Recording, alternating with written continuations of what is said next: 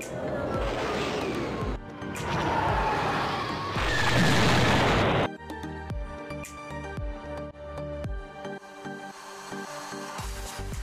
everyone, David here with X-Wing Versus, and today I have another build video for you guys. And today's build involves a Kimogila Starfighter, a G1A Starfighter, better known as the Miss Hunter, and a Starviper. And before I go into the build, I first want to thank everyone who watched and especially commented on my previous video about my thoughts on X-Wing 2.0. And just so you guys are aware, my thoughts on it have changed a little bit. Since then, I've been to an X-Wing tournament, and this is a really good experience for me, and I definitely don't think I'm going to go anywhere as far as X-Wing is concerned. I'll still collect 2.0, and I'll strictly be Imperial for the most part, because I don't want to buy a whole bunch of stuff, but I still really like this game, and I'm really looking forward to X-Wing 2.0. Alright, now that that's out of the way, I'm going to talk about the first pilot, Torani Kulda. And so, Torani Kulda is on the Kimogila Starfighter, and in my practice game with this build, one of the first things I learned was just like saying the name of this Starfighter, you need to practice how you fly this ship. Because it's a little bit different with the bullseye firing arc and the options that gives you, especially with Torani Kulda's ability of making opponents discard either a focus or evade token that are within your bullseye firing arc. And so with that, first I put for his elite pilot talent, I put adaptability, making him pilot skill 9, so he moves at the same time as enemy aces, and I gave him the enforcer title, so that way whenever a ship fires at him that is in his bullseye firing arc, that ship has to take a stress token, which is nice control on his astromech, because if you look at Torani Kulda's dial, he doesn't have a lot of green options available to him, and he's not really, at least as far as his green maneuvers are concerned, he's not very fast. So on his astromech, he can basically be wherever he wants to be and shed stress doing it. So it makes him an even more potent dogfighter. Next I put harpoon missiles on him with guidance chips. Again, harpoon missiles, they're super meta, as I'm sure you guys know, and then guidance chips just help those missiles hit more often and deal terrible, terrible damage. This is especially nice because Torani Kulda has the reload action, so you always will have as many harpoon missiles as you desire. And then lastly, I put Dead Man Switch for his illicit upgrade. And honestly, I chose Dead Man Switch because this was my first time having access to this card, so I wanted to try it out. And in case you're not familiar with it, when the ship is destroyed that has Dead Man Switch, that ship deals 1 damage to ships within range 1 of it. Yeah, to each ship. So there's multiple ships, each one will take 1 damage from it. And there are other ones you can put in there. I really like Glitterstim, that's another fun one to put in there. So just know you have those options for Torani Kulda.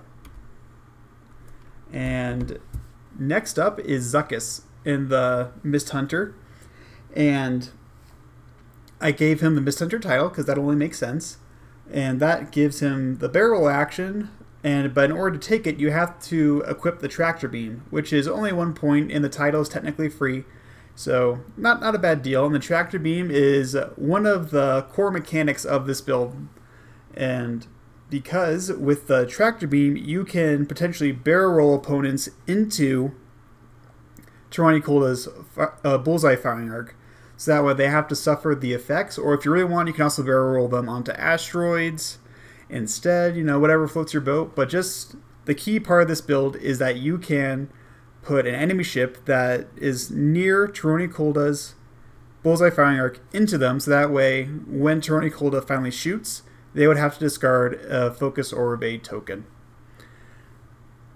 So you got nice options there, and to kind of help with that, I gave him Veteran Instinct, so that way, making him also Pilot Skill 9, so that way he and Torani are at the same Pilot Skill, so that way you can decide which one you want to shoot first, based on what you think is pertinent at the time. And another fun part with Zuckuss is I gave him Advanced Sensors.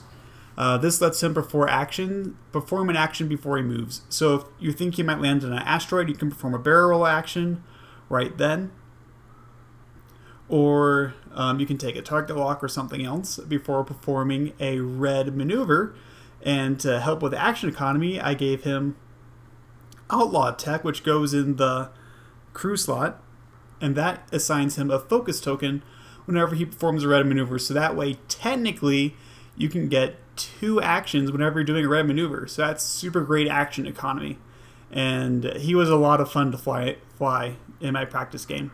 And another fun thing is his pilot ability lets you roll an extra attack die, and if you do so, your opponent rolls an extra agility die.